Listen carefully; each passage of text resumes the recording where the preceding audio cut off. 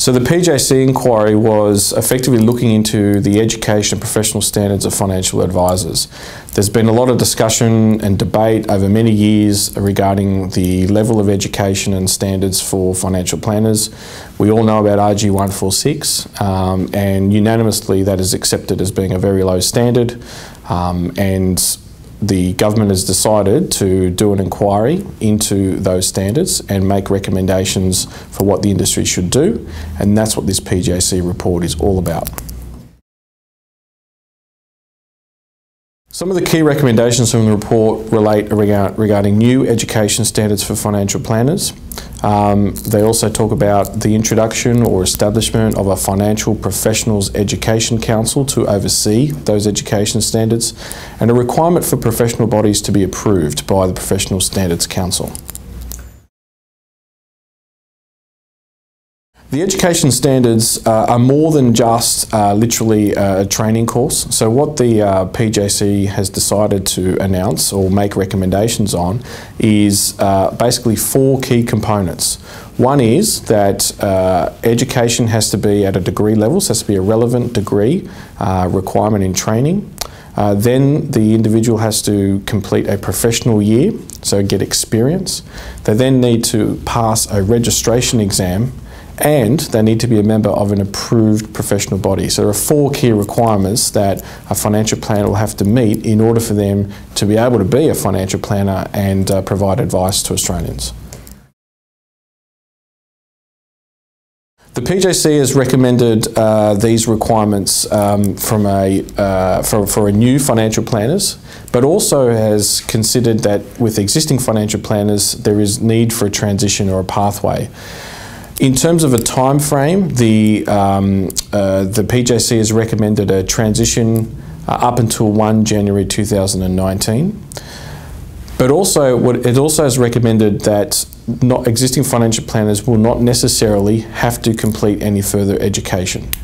The degree requirement is going to be a requirement for new financial planners. For existing financial planners, it has recommended that FPEC, the new body, will be required to develop a pathway and criteria to recognising prior learning.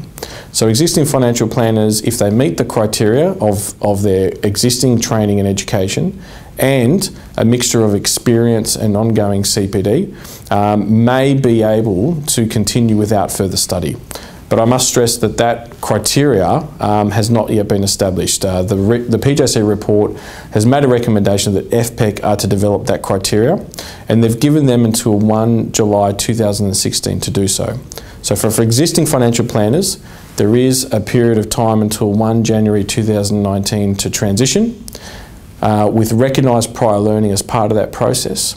But there will also be a requirement to complete a registration exam and be a member of an approved body as per the PJC recommendations. The PJC report has also recognised that there isn't today a requirement for all financial planners to complete continuing professional development. Though it is a requirement from ASIC under RG 146 that ongoing training is required, there isn't, if you like, a mandated policy.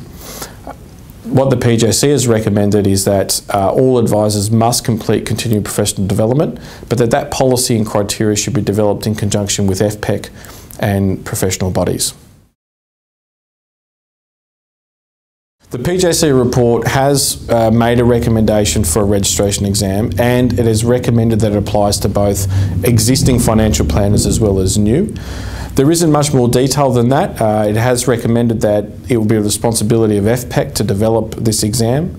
From an FPA perspective, we're very much interested to better understand what this exam will cover, how long it will be, and of course how much it will cost. So the registration exam still needs to be developed further, and further consultation is required, but as per the report, the recommendation is that it would apply to both new and existing as a one-off exam.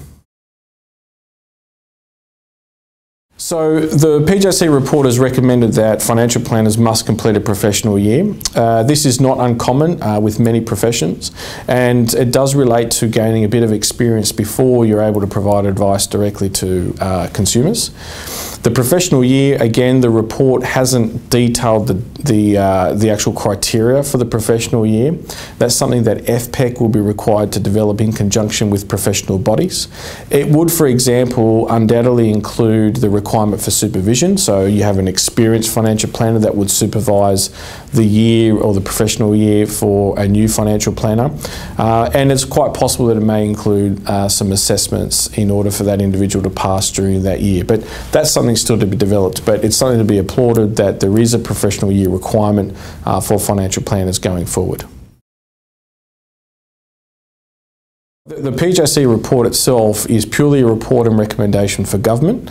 It is now up to the government to respond to this report.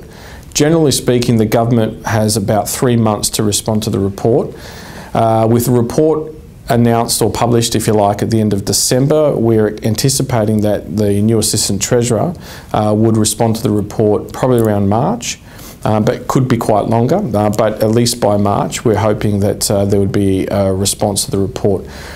It will be dependent on the government's response in respect to which, if any, of these recommendations will be implemented. The government is able to recommend to implement some or all of the recommendations. The government could also decide to amend some of these recommendations.